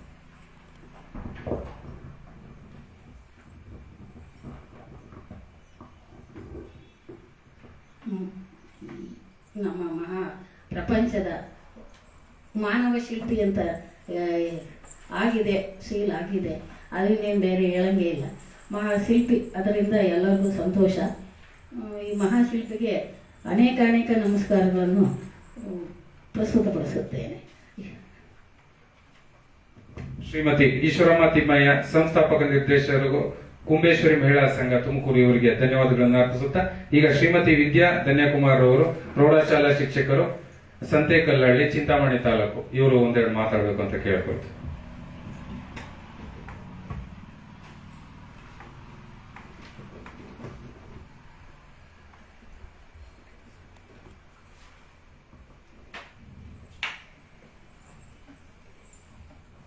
ಎಲ್ಲರಿಗೂ ಅಂಬೇಡ್ಕರ್ ಜಯಂತಿಯ 131ನೇ ಜಯಂತಿಯ ಶುಭಾಶಯಗಳು. ವೇದಿಕೆಯಲ್ಲಿ ಆಸೀನರಾದ ಪೂಜ್ಯನೀಯ ನನ್ನ ಮಾತಾಪಿತೃಗಳೇ ಹಾಗೂ ಉಪನ್ಯಾಸಕ ವರ್ಗದವರೇ ಹಾಗೂ ನನ್ನ ಬಂಧು ಮಿತ್ರರೇ, ಇಂದು ನಾವು ನಮ್ಮ ದೇಶಾದ್ಯಂತ ಅಂಬೇಡ್ಕರ್ ಜಯಂತಿಯನ್ನು ಆಚರಿಸ್ತಿದ್ದೀವಿ. ದೇಶಾದ್ಯಂತ ಅಂದ್ರೆ ಶಾಲಾ ಕಾಲೇಜುಗಳಲ್ಲಿ, ಆಫೀಸುಗಳಲ್ಲಿ, ಜೊತೆಯಲ್ಲಿ ಈ ಒಂದು ನಮ್ಮ ಮನೆಯಲ್ಲಿ ಆಚರಿಸ್ತಿರೋದು ಒಂದು ವಿಶೇಷ ಕಾರ್ಯಕ್ರಮ ಅಂತಾನೆ ಹೇಳ್ಬೋದು. ಏಕೆಂದ್ರೆ ಈಗಿನ ಕಾಲದಲ್ಲಿ ಅದು ಕಿಟ್ಟಿ ಪಾರ್ಟಿ, ಆ ಪಾರ್ಟಿ, ಈ ಪಾರ್ಟಿ ಅನ್ನೋ ಬದಲು ಇಂತಹ ಒಂದು ಜಯಂತಿ ಕಾರ್ಯಕ್ರಮಗಳನ್ನ ನಾವು ನಮ್ಮ ಮನೆಗಳಲ್ಲಿ ಆಚರಿಸಿದ್ರೆ ನಮ್ಮ ಮಕ್ಕಳಿಗೆ ಒಳ್ಳೆ ಸಂಸ್ಕೃತಿಯನ್ನ ಕಲಿಸಬಹುದಾದಂತಹ ಒಂದು ಕಾರ್ಯಕ್ರಮ ಅಂತ ಈ ಕಾರ್ಯಕ್ರಮದ ಬಗ್ಗೆ ಹೇಳೋದಕ್ಕೆ ಇಷ್ಟಪಡ್ತೀನಿ. ಇದು ಒಂದು ಇವರು ಹೇಳಿದ್ರು ಅಲ್ಲೇ ಲೈವ್ ಕಾರ್ಯಕ್ರಮದಲ್ಲಿ ಶ್ರೀನಿವಾಸ ಫ್ರೆಂಡ್ಸ್ ಹೇಳಿದ್ರು, ಯಾರು ಅಂಬೇಡ್ಕರ್ ಅವ್ರ ಬಗ್ಗೆ ಎಲ್ಲ ಹೇಳಿದ್ರು. ನಾನು ಕೆಲವೊಂದು ವಿಚಾರಗಳನ್ನ ಹೇಳೋದಕ್ಕೆ ಇಷ್ಟಪಡ್ತಾ ಇದ್ದೀನಿ. ಇವರು ಭಾರತ ರತ್ನವನ್ನ ಪ್ರಶಸ್ತಿ ತೆಗೆದುಕೊಂಡಂತವರು. ಇವರು ಹುಟ್ಟಿದ್ದು ಏಪ್ರಿಲ್ 14, 1891ರಲ್ಲಿ. ಇವರು ಹೇಳಿದಂತಹ ಕೆಲವು ವಿಷಯಗಳನ್ನು ಹೇಳೋದಕ್ಕೆ ಇಷ್ಟಪಡ್ತೀನಿ. ಇವ್ರು ಏನ್ ಹೇಳ್ತಾರೆ ಅಂದ್ರೆ, ಶಿಕ್ಷಣ ಎಂಬುದು ಹುಲಿಯ ಹಾಲಿದ್ದ ಇದ್ದಂತೆ ಅದನ್ನು ಕುಡಿದವರು ಗರ್ಜಿಸಲೇಬೇಕು. ಅಂದ್ರೆ ಶಿಕ್ಷಣ ಅಂದ್ರೆ ಅದೊಂದು ಶಕ್ತಿ. ಶಿಕ್ಷಣ ಪಡೆದ್ರೆ ಏನೆಲ್ಲ ಸಾಧನೆ ಮಾಡ್ಬೋದು ಅಂದ್ಬಿಟ್ಟು ಇವರು ಶಿಕ್ಷಣಕ್ಕೆ ಹೆಚ್ಚು ಮಹತ್ವವನ್ನ ಕೊಡ್ತಾರೆ. ಜೊತೆಗೆ ಹೇಳ್ತಾರೆ, ಬದುಕಿದರೆ ಹುಲಿ ಸಿಂಹಗಳಂತೆ ಬದುಕಿ. ಏನಂದ್ರೆ ಬದುಕಿದರೆ ಹುಲಿ ಸಿಂಹಗಳಂತೆ ಬದುಕಿ, ಏಕೆಂದ್ರೆ ಬಲಿ ಕೊಡುವುದು ಹುಲಿ ಸಿಂಹಗಳನ್ನಲ್ಲ, ಕುರಿ ಕೋಳಿಗಳನ್ನು ಹೊರತು ಹುಲಿ ಸಿಂಹಗಳನ್ನಲ್ಲ ಅಂತ ಇವರು ಅಂಬೇಡ್ಕರ್ ಅವರು ಹೇಳ್ತಾರೆ. ಜೊತೆಗೆ ಮಹಿಳೆಯರಿಗೆ ಜಾಗೃತಿಯನ್ನ ಮೂಡಿಸ್ಲಿಕ್ಕೆ ಅವರಿಗೆ ಶಿಕ್ಷಣ ಕೊಡಿ ಅಂತ ಹೇಳ್ತಾರೆ. ಯಾಕೆಂದ್ರೆ ನಮಗೆ ಗೊತ್ತು, ಹೆಣ್ಣೊಂದು ಕಲಿತರೆ ಶಾಲೆಯೊಂದು ತೆರೆದಂತೆ ಅಂತ ಒಂದು ನಮ್ಗೆ ನುಡಿ ಗೊತ್ತು. ಜೊತೆಗೆ ಇವರು ಇನ್ನೂ ಒಂದು ಹೇಳ್ತಾರೆ, ಅಂದ್ರೆ ನಿಮ್ಮ ಬಳಿ 2 ರೂಪಾಯಿಗಳಿದ್ರೆ ನೀವೇನ್ ಮಾಡಿ, 1 ರೂಪಾಯಿಯನ್ನ ಆಹಾರಕ್ಕೆ ಬಳಸಿ, ಇನ್ನೊಂದು ರೂಪಾಯಿಯನ್ನ ಪುಸ್ತಕಕ್ಕೆ ವಿನಿಯೋಗಿಸಿ ಅಂತಾರೆ. ಯಾಕೆ?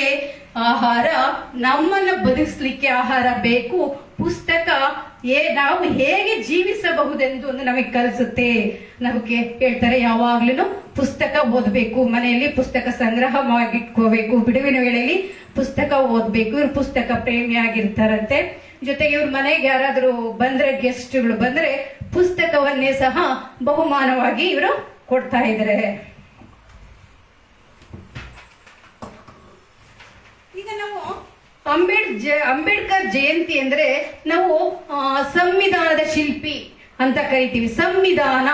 ನಾವು ಸಂವಿಧಾನ ಕಾನ್ಸ್ಟಿಟ್ಯೂಷನ್ ಅಂತ ಕರಿತೀವಿ. ಏನಪ್ಪಾ ಈ ಸಂವಿಧಾನ ಅಂದ್ರೆ? ಸಂವಿಧಾನ ಅಂದ್ರೆ ಏನಿಲ್ಲ, ಒಂದು ನಿಯಮಗಳ ಒಂದು ಸಮೂಹ ಅಂತ ಹೇಳ್ಬೋದು, ಒಂದು ರೂಲ್ಸ್. ಯಾಕೆಂದ್ರೆ ಯಾವುದೇ ಒಂದು ದೇಶದ ಪ್ರಗತಿ ಏಳಿಗೆ ಕಾರಣ ಆ ಒಂದು ದೇಶ ನಿರ್ಮಿಸಿಕೊಂಡಂತಹ ಒಂದು ಕಾನೂನುಗಳು. ಈಗ ನಮ್ಗೆ ಸಂವಿಧಾನ, ಈಗ ನಮ್ಗೆ ಬ್ರಿಟಿಷರು ಸ್ವಾತಂತ್ರ್ಯ ಕೊಟ್ರು. ಈಗ ಯಾಕೆಂದ್ರೆ ನಾನು ಈ ವಿಷಯಗಳನ್ನ ಹೇಳ್ತಿದ್ದೀನಿ ಅಂದ್ರೆ, ಸಂವಿಧಾನ ನಮ್ಗೆ ಶಾಲೆಯಲ್ಲಿ ಮಕ್ಕಳಿಗೆ ಸಂವಿಧಾನ ಅಂಗೀಕಾರ ದಿನ ಅಂತ ಬರುತ್ತೆ, ನವೆಂಬರ್ 26 ಪ್ರತಿ ವರ್ಷ. ಆ ದಿನ ನಾವು ಸಂವಿಧಾನದ ಬಗ್ಗೆ ಹೇಳ್ತೀವಿ. ಗಣರಾಜ್ಯೋತ್ಸವ ಜೊತೆಗೆ ಇಂಡಿಪೆಂಡೆನ್ಸ್ ಡೇ, ಅವಾಗೆಲ್ಲ ನಾವು ಮಕ್ಕಳಿಗೆ ಹೇಳ್ಬೇಕಾದ ಸಂದರ್ಭ ಬರೋದ್ರಿಂದ ಈ 1-2 ವಿಷಯಗಳನ್ನ ಹೇಳೋದಕ್ಕೆ ಇಷ್ಟಪಡ್ತಿದ್ದೀನಿ. ಇದು ಸಂವಿಧಾನ. ಇದು ನಮ್ಗೆ ಸ್ವಾತಂತ್ರ್ಯ ಬಂದಾಗ ಯಾವುದೇ ಸಂವಿಧಾನ ನಮ್ಮ ದೇಶಕ್ಕೆ ಇರ್ಲಿಲ್ಲ. ಅವಾಗ ಇದ್ದಿದ್ದು ಬರೀ ಎಷ್ಟೊಂದು ನಮ್ಮಲ್ಲಿ ಜಾಸ್ತಿ ಸಮಸ್ಯೆಗಳಿದ್ವು. ಆಹಾರದ ಸಮಸ್ಯೆ, ನಿರುದ್ಯೋಗದ ಸಮಸ್ಯೆ, ತುಂಬಾ ಸಮಸ್ಯೆಗಳಿದ್ವು.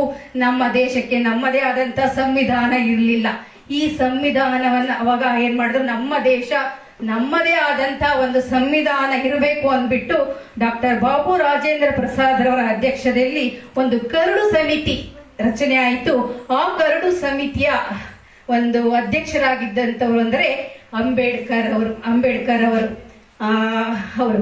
ಈಗ ಅವರ ತಂಡ ಸುಮಾರಿತ್ತು. ಎಷ್ಟು ಅಂದ್ರೆ ಸುಮಾರು 280 ಜನ ಇದ್ರಂತೆ. ಅದರಲ್ಲಿ 15 ಜನ ಮಹಿಳೆಯರು ಕೂಡ ಇದ್ರಂತೆ ಆ ಸಂವಿಧಾನ ರಚನೆ ಮಾಡ್ಲಿಕ್ಕೆ ಇದ್ದಂತಹ ಒಂದು ಸಮಿತಿಯಲ್ಲಿ. ಈ ಒಂದು ಸಂವಿಧಾನ ರಚನೆ ಆಗೋದಿಕ್ಕೆ ಸುಮಾರು 3 ವರ್ಷಗಳ ಕಾಲ ತಗೊಳ್ತು ಅಂತ ಹೇಳ್ತಾರೆ. ಅಂದ್ರೆ ಇದು ಸಂವಿಧಾನ ರಚನೆ ಆಗೋದಿಕ್ಕೆ ಬೇರೆ ಬೇರೆ ದೇಶಗಳ ಒಂದು ಸಂವಿಧಾನವನ್ನ ಅಧ್ಯಯನ ಮಾಡ್ತಾರೆ. ಐರ್ಲೆಂಡು, ಹಿಂಗೆ ರಷ್ಯಾ, ಅಮೇರಿಕಾ, ಈ ತರದೆಲ್ಲ ಬೇರೆ ಬೇರೆ ದೇಶಗಳ ಒಂದು ಸಂವಿಧಾನವನ್ನ ಅಧ್ಯಯನ ಮಾಡಿ ನಮ್ಮ ದೇಶಕ್ಕೆ ಬೇಕಾದಂತಹ, ನಮ್ಮ ಜನಗಳಿಗೆ ಹೊಂದಿಕೊಳ್ಳುವಂತ ಒಂದು ಸಂವಿಧಾನವನ್ನ ರಚನೆ ಮಾಡಿದ್ರು ಇವರೆಲ್ಲ ಸೇರಿ. ಇದು ಈ ಸಂವಿಧಾನ ಮೂಲ ಪ್ರತಿ ಈಗಲೂ ಇದೆ. ಈ ಪ್ರತಿ ಕೈಯಲ್ಲಿ ಬರೆದಿದ್ದು, ಯಾವುದೇ ಟೈಪ್ ಮಾಡಿಲ್ಲ, ಪ್ರಿಂಟ್ ಮಾಡಿಲ್ಲ, ಕೈಯಲ್ಲಿ ಇಂಗ್ಲಿಷ್ ಮತ್ತು ಹಿಂದಿಯಲ್ಲಿ ಇದನ್ನ ಈಗಲೂ ಸಂರಕ್ಷಣೆ ಮಾಡಲಾಗಿದೆಯಂತೆ. ಎಲ್ಲಿ ಅಂದ್ರೆ ಹೀಲಿಯಂ ಅನಿಲ ಇರುವಂತ ಕವಚದಲ್ಲಿ, ಎಲ್ಲಿ ನಮ್ಮ ಭಾರತದ ಸಂಸತ್ ಭವನದ ಒಂದು ಗ್ರಂಥಾಲಯದಲ್ಲಿ ಈ ಮೂಲ ಪ್ರತಿ ಹಾಗೆ ಇದೆ. ಇದು ಈ ಸಂವಿಧಾನದ ಬಗ್ಗೆ ತಿಳ್ಕೋಬೇಕಾಗಿರೋದು ಭಾರತೀಯರಾದ ಪ್ರತಿಯೊಬ್ಬರು ಆದ್ಯ ಕರ್ತವ್ಯ. ಏಕೆಂದ್ರೆ ಸಂವಿಧಾನ ಇದು ಹೇಗೆ ಏನು ಅನ್ನೋದು ತುಂಬಾ ಚೆನ್ನಾಗಿ, ಇದು ಬೃಹತ್ ಸಂವಿಧಾನ ಅಂತ ಹೇಳ್ಬೋದು. ನಮ್ಮ ಸಂವಿಧಾನ, ಭಾರತೀಯ ಸಂವಿಧಾನ ಬೃಹತ್ ಸಂವಿಧಾನ, ಲಿಖಿತ ರೂಪದಲ್ಲಿರುವಂತಹ ಒಂದು ಬೃಹತ್ ಸಂವಿಧಾನ. ಈ ಸಂವಿಧಾನವನ್ನ ಪ್ರತಿಯೊಬ್ರು ತಿಳ್ಕೋಬೇಕಾಗಿರೋದು ಒಂದು ಆದ್ಯ ಕರ್ತವ್ಯ. ಈ ಒಂದು ಸಂದರ್ಭದಲ್ಲಿ ಹೇಳೋದಕ್ಕೆ ಇಷ್ಟಪಡ್ತೇನೆ. ಇದು ಪ್ರತಿ ವರ್ಷ ನವೆಂಬರ್ 26 ಇದು ನಮ್ಗೆ ಸಂವಿಧಾನ ಅಂಗೀಕಾರ ಮಾಡ್ಕೊಂಡು ಮಾಡ್ಕೊಂಡಿದ್ದು ಯಾವಾಗಪ್ಪ ಅಂದ್ರೆ 26 ನವೆಂಬರ್ 1949 ಅಂಗೀಕಾರ ಮಾಡ್ಕೊಂಡಿದ್ದು. ಅದು ಜಾರಿಗೆ ಬಂದಿದ್ದು 1950 ಜನವರಿ 26. ಅವತ್ತು ನಾವೇನಂತ ಆಚರಣೆ ಮಾಡ್ತೀವಿ, ಗಣರಾಜ್ಯೋತ್ಸವ ಅಂತ ಆಚರಣೆ ಮಾಡ್ತೀವಿ. ಅದೆಲ್ಲ ಈ ಒಂದು ಕಾರ್ಯಕ್ರಮಕ್ಕೆ ಕರೆದು ನಮಗೂ ಕೂಡ ಒಂದೆರಡು ಸಂವಿಧಾನದ ಬಗ್ಗೆ ಮಾತನಾಡಲಿಕ್ಕೆ ಅವಕಾಶ ಮಾಡಿಕೊಟ್ಟಂತಹ ಎಲ್ಲರಿಗೂ ಧನ್ಯವಾದಗಳು. ಜೈ ಹಿಂದ್, ಜೈ ಕರ್ನಾಟಕ ಮಾತೆ. ಅಂಬೇಡ್ಕರ್ ಅವರ ಬಗ್ಗೆ ಅತ್ಯಂತ ಸಂಕ್ಷಿಪ್ತವಾಗಿ ಎಲ್ಲರಿಗೂ ನಮ್ಮ ಮನನ ಮಾಡಿಕೊಟ್ಟಂತಹ ಶ್ರೀಮತಿ ವಿದ್ಯಾಧನ್ಯ ಕುಮಾರ್, ಪ್ರೌಢಶಾಲಾ ಶಿಕ್ಷಕರು, ಸಂತೇಕಲ್ಲಹಳ್ಳಿ, ಚಿಂತಾಮಣಿ ತಾಲೂಕು, ಇವರಿಗೆ ತುಂಬು ಹೃದಯದ ಧನ್ಯವಾದಗಳನ್ನು ಅರ್ಪಿಸುತ್ತಾ, ಈಗ ಮತ್ತೋರ್ವ ಸ್ನೇಹಿತರು, ಆತ್ಮೀಯರು, ಹಿರಿಯ ಜೀವಿಗಳು, ಹಿಂದುಳಿದ ವರ್ಗಗಳ ಪ್ರವರ್ಗಗಳ ಹಿತಚಿಂತಕರು ಆದ ಶ್ರೀಯುತ ಕೂನಿಕೆರೆ ರಾಮಣ್ಣನವರು ನಮ್ಮೊಡನೆ ಮಾತನಾಡಲಿದ್ದಾರೆ.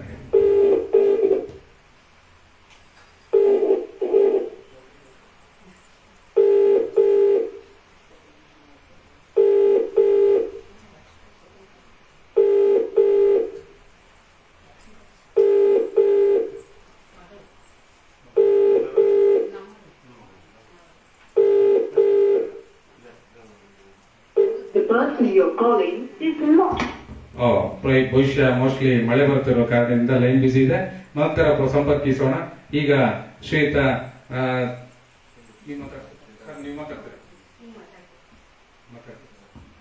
ಈಗ ಶ್ರೀಯುತ ರಂಗಸ್ವಾಮಿರವರು ಉಪನ್ಯಾಸಕರು, ಡಾಕ್ಟರ್ BR ಅಂಬೇಡ್ಕರ್ ತಾಂತ್ರಿಕ ಮಹಾವಿದ್ಯಾಲಯದಲ್ಲಿ ಉಪನ್ಯಾಸಕ ವೃತ್ತಿಯನ್ನು ಮಾಡ್ತಿರುವಂತರು. ಈ ಮನೆ ಮನೆಗಳಲ್ಲಿ ಅಂಬೇಡ್ಕರ್ ಜಯಂತಿ ಕಾರ್ಯಕ್ರಮವನ್ನು ಅಧಿಕೃತವಾಗಿ ಉದ್ಘಾಟನೆ ಮಾಡಿದ್ದಂತವರು ಒಂದೆರಡು ಮಾತುಗಳನ್ನ ಹಾಡ್ಬೇಕಾಗಿ ಕೇಳ್ಕೊಡ್ತೀನಿ. ಧನ್ಯವಾದಗಳು.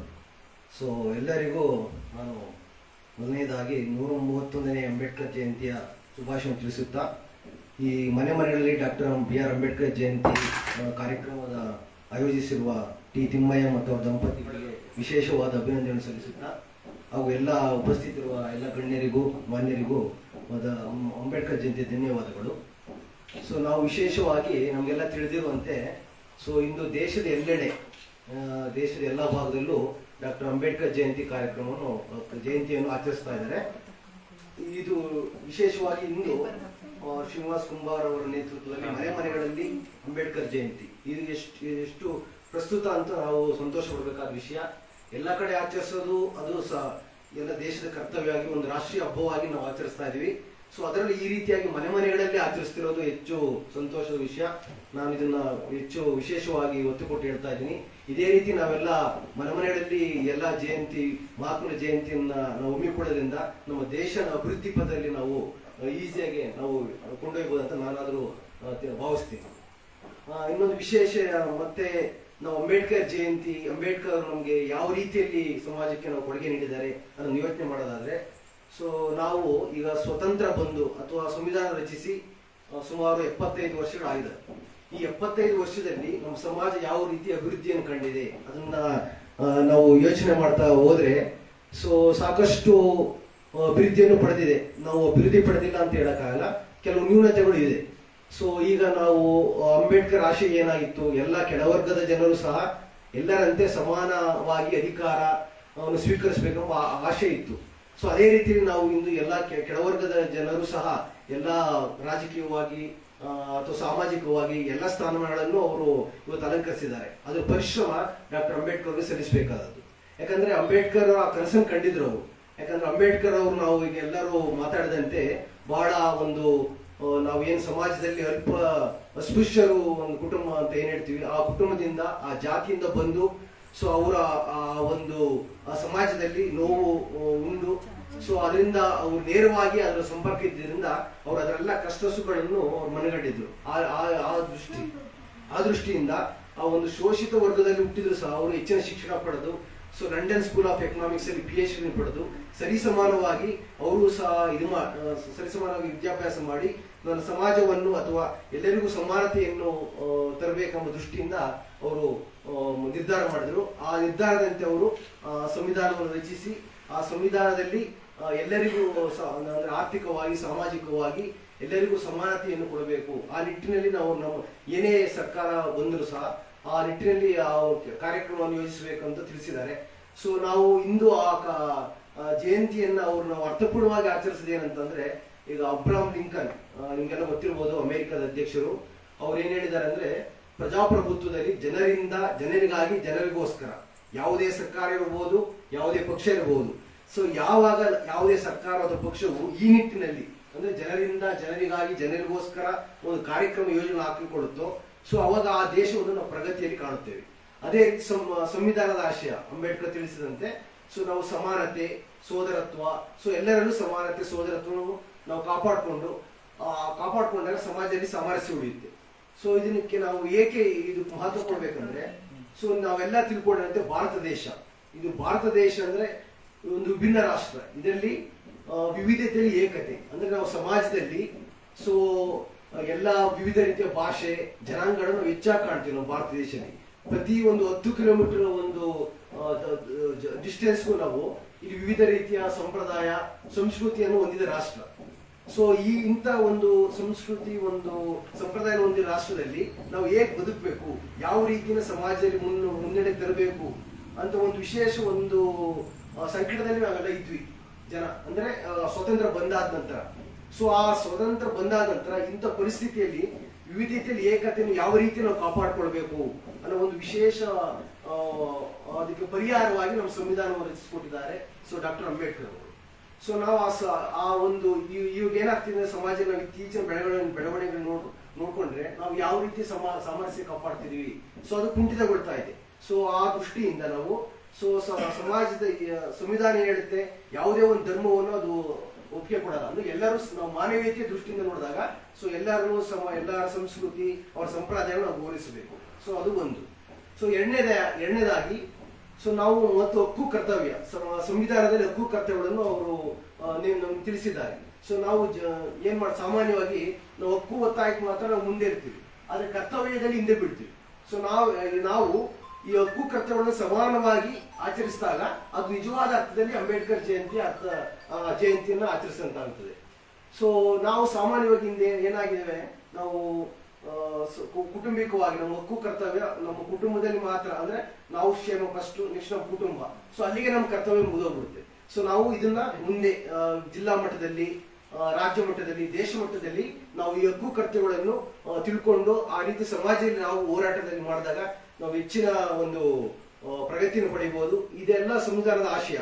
ಸೊ ಈ ಆಶಯವನ್ನು ನಾವು ಹೆಚ್ಚು ಎಲ್ಲರೂ ಪ್ರಾಕ್ಟಿಕಲ್ ಆಗಿ ನಾವು ಅದನ್ನು ಅಳವಡಿಸಿಕೊಳ್ಳೋದ್ರ ಮೂಲಕ ಅಂಬೇಡ್ಕರ್ ಜಯಂತಿಯನ್ನು ಆಚರಿಸುವುದರಿಂದ ನಾವು ಹೆಚ್ಚು ಪ್ರಗತಿಯನ್ನು ಕಾಣಬಹುದು ಅಂತ ಮಾತನ್ನು ಹೇಳ್ತಾ, ಈ ಸಂದರ್ಭದಲ್ಲಿ ಈ ಒಂದು ವಿಶೇಷ ಕಾರ್ಯಕ್ರಮವನ್ನು ಮನೆಗಳಲ್ಲಿ ಸೊ ಎಲ್ಲ ಕಡೆ ಆಚರಿಸುತ್ತಿರೋದಲ್ಲದೆ ಈಗ ಮನೆಗಳಲ್ಲಿ ಆಚರಿಸುತ್ತಿರುವ ಟಿ ದಂಪತಿ ತಿಮ್ಮಯ್ಯ ಮತ್ತು ಶ್ರೀನಿವಾಸ್ ಕುಂಬಾರ್ ಅವರಿಗೆ ನನ್ನ ವಿಶೇಷ ಅಭಿನಂದನೆಗಳು. ಸೊ ಅಂತ ಇನ್ನೊಂದು ವಿಶೇಷ ಹೇಳೋದಂದ್ರೆ, ನಾವು ಶ್ರೀನಿವಾಸ್ ಕುಂಬಾರ್ ವಿಶೇಷ ಹೇಳ್ಬೇಕಂದ್ರೆ, ಸೊ ಡಿ ವಿ ಗುಂಡಪ್ಪನ ಒಂದು ಮಾತು ಹೇಳ್ತಾರೆ. ಸೊ ನಗುವುದು ಸಹಜ ಧರ್ಮ, ನಗಿಸುವುದು ಪರಧರ್ಮ, ನಗುವ ಕೇಳಿಸಿ ನಗುವುದು ಅತಿಶಯ ಧರ್ಮ, ನಗುವ ನಗಿಸಿ ನಗುತ್ತುವ ಬಾಳಿಕೊಳ್ಳುವ ಮಂಕುತಿಮ್ಮ ಅಂತ. ಅಂದ್ರೆ ನಾವು ಸಂತೋಷವಿರೋದು ಸಹಜ, ನಾವು ನಮ್ಗೇನಾದ್ರೂ ಒಂದು ಸಂತೋಷ ಸಹಜ, ಅದು ಇತರರೊಡನೆ ಹಂಚಿಕೊಳ್ಳೋದು ಅದು ಇನ್ನೂ ಹೆಚ್ಚಿನ ಸಂತೋಷ. ಸೊ ಆ ನಿಟ್ಟಿನಲ್ಲಿ ಅವರು ಎಲ್ಲ ಒಂದು ಕಾರ್ಯಕ್ರಮವನ್ನು, ಒಂದು ಜಯಂತಿ ಕಾರ್ಯಕ್ರಮ ಮತ್ತಾದ ಕಾರ್ಯಕ್ರಮ ಮಾಡ್ತಿರ್ತಾರೆ.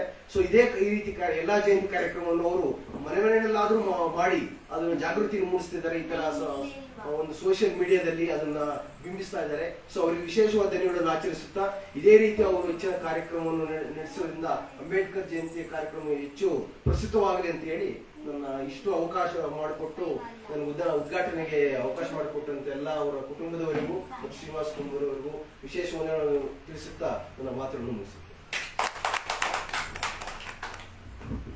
ಧನ್ಯವಾದಗಳು ಶ್ರೀಯುತ ಡಾಕ್ಟರ್ ರಂಗಸ್ವಾಮಿರವರೇ. ಬಹಳ ಪ್ರಬುದ್ಧವಾದ ಮಾತುಗಳನ್ನ ಹೇಳಿರುತ್ತೀರ. ಶಿಕ್ಷಣ ಅಂತಹ ನುಡಿಗಟ್ಟುಗಳನ್ನ ತಮ್ಮ ಮನದಾಳದಲ್ಲಿ ಛಾಪನ್ನು ಮೂಡಿಸಿರುತ್ತದೆ. ಶಿಕ್ಷಣದ ಪ್ರಬಲ ಅಸ್ತ್ರವೇ ಆ ಮಾತುಗಳು, ಆ ಶಿಕ್ಷಣದ ಜ್ಞಾನದಾಹ. ಅದರಿಂದ ಒಂದು ಶಿಕ್ಷಣ ವ್ಯವಸ್ಥೆಯಲ್ಲಿ ಒಳ್ಳೆ ಉಪನ್ಯಾಸಕರಾಗಿ ಕೆಲಸ ನಿರ್ವಹಿಸ್ತಾ ಇರ್ತಾರೆ.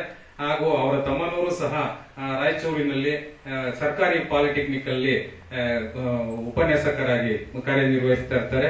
ಈ ಕಾರ್ಯಕ್ರಮಕ್ಕೆ ಒಂದೇ ಮಾತಿಗೆ ಮಧ್ಯಾಹ್ನ ಹೇಳಿದ ತಕ್ಷಣ ಸಾಕು, ಆಯ್ತು ಬಂದೇ ಬರ್ತೀವಿ ಅಂತ. ಖಂಡಿತ ಈ ಕಾರ್ಯಕ್ರಮಕ್ಕೆ ನೋಡಿ ಡಾಕ್ಟರ್ BR ಅಂಬೇಡ್ಕರ್ ಮೇಲೆ ಎಷ್ಟು ಅವ್ರಿಗೆ ಕಾಳಜಿ ಇದೆ ಅಂದ್ರೆ, ಅವ್ರ ತಂದೆ ಹಾಸ್ಪಿಟಲ್ ಅಲ್ಲಿ ಆದರ್ಶ ನರ್ಸಿಂಗ್ ಹೋಮ್ ಹಾಸ್ಪಿಟಲ್ ಅಲ್ಲಿ ಇದ್ದಾರೆ. ಆದ್ರೂ ನಾನು ಕರೆದ ಕಾಳಜಿಗೆ ಒಂದು ಕಾರ್ಯಕ್ರಮದಲ್ಲಿ ಭಾಗವಹಿಸಪ್ಪ ಅಂತ ಬಂದಿದ್ದಾರೆ. ಅದು ಒಂದು ಅಭಿಮಾನ, ಒಂದು ಆಸಕ್ತಿ, ಅದು ಪ್ರಬುದ್ಧ ಚಿಂತನೆ.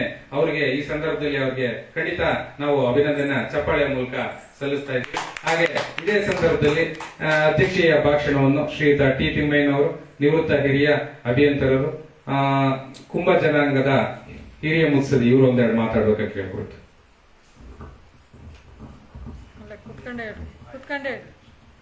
ಎಲ್ರಿಗೂ ವಂದನೆಗಳು. ಎಲ್ರಿಗೂ ವಂದನೆಗಳು. ಡಾಕ್ಟರ್ ಅಂಬೇಡ್ಕರ್ ಅವರ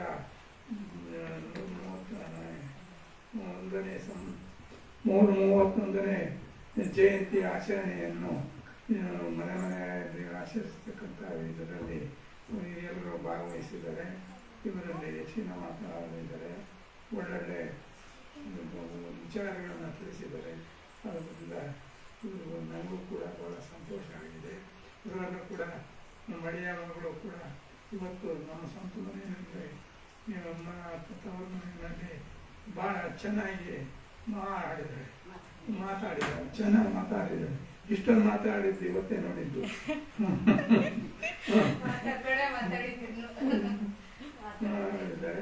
ಅದಕ್ಕಾಗಿ ಎಲ್ಲರಿಗೂ ವಂದನೆಗಳು.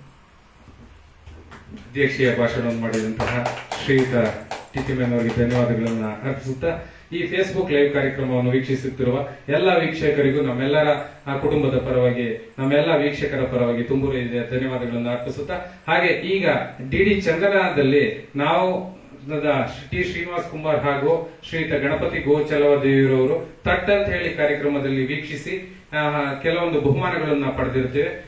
ದಯವಿಟ್ಟು ಖಂಡಿತ ತಾವೆಲ್ಲರೂ ದೂರದರ್ಶನ ಚಂದನದಲ್ಲಿ 9 ನೋಡ್ಬೇಕಾಗಿ ವಿನಂತಿಸ್ಕೊಳ್ತಾ ಇದ್ದೀವಿ. ಹಾಗೂ ಇದೇ ಸಂದರ್ಭದಲ್ಲಿ ಈ ಕಾರ್ಯಕ್ರಮ ವೀಕ್ಷಿಸುತ್ತಿರುವಂತಹ ಎಲ್ಲರಿಗೂ ತುಂಬು ಹೃದಯದ ಧನ್ಯವಾದಗಳನ್ನ ಅರ್ಪಿಸುತ್ತಾ ಈ ಕಾರ್ಯಕ್ರಮವನ್ನು ಸಮಾಪ್ತಗೊಳಿಸ್ತಾ ಇದ್ದೀವಿ. ಜೈ ಭೀಮ್, ಜೈ ಭೀಮ್ ರಾವ್. ಜೈ ಭೀಮ್, ಜೈ ಭೀಮ್ ರಾವ್. ಧನ್ಯವಾದಗಳು.